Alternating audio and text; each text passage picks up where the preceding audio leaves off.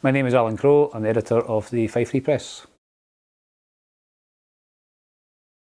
My job involves editing the Fife Free Press, but we've restructured the entire business in Fife, so we now have one merged newsroom. So my title now is Central Fife Editor, which includes the Fife Free Press, Glenrothes Gazette and the East Fife Mail. I'm working with my colleague Uric Morcus from North East Fife, and together we manage the 5 titles across Fife, producing them all out of our office in Kirkcaldy. It's fun. Working in the creative industries, it's all about fun. It's a challenge. It's like any job. It's hard going, deadline driven, lots of pressure, but there's still a great buzz of a finished product you pick up and sit down with a cup of tea at the end of the week saying, yeah, we did that, and a great reaction from people every week. And the real buzz for me is, breaking stories, producing good papers, seeing folk reading them in the shops, cafes, bars, on the buses, and also responding to your campaigns. There's nothing that beats that to this day.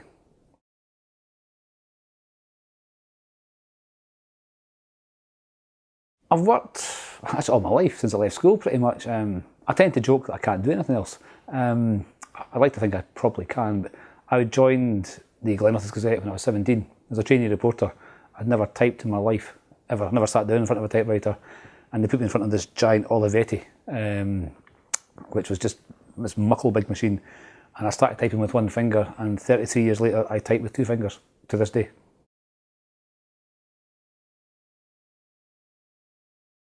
I started at the Gazette in Glenrothes about 1981, did a couple of months there, and then they transferred me through to the West Coast.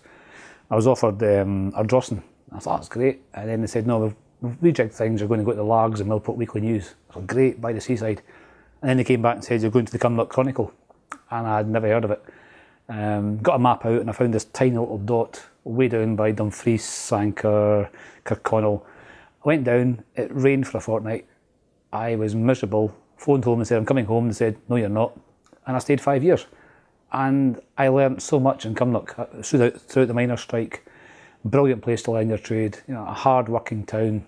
Came back to Fife in '86 as a reporter for the Fife Free Press, became sports editor, became chief reporter, and then they made me an editor, which I hadn't really thought about, in all honesty. And that was about 1993. So I've been an editor now for quite some time, and I thoroughly enjoy it.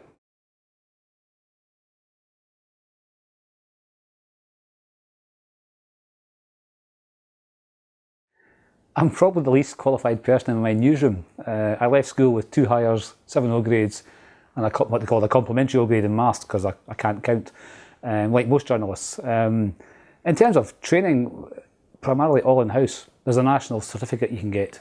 When I did it, it was called a proficiency. Now it's an NCE. That basically says you are proficient. That's the only qualification you need to be a journalist. There's no professional degree that you must have, although there are some fantastic courses now.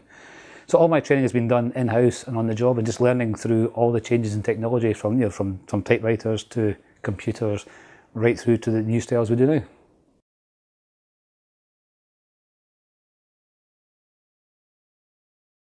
Enthusiasm, whether you write a blog, whether you write for papers, whether you do a video report, whether it's a podcast, ultimately you want to tell a story. It is as simple as that. You've got something you want to tell people.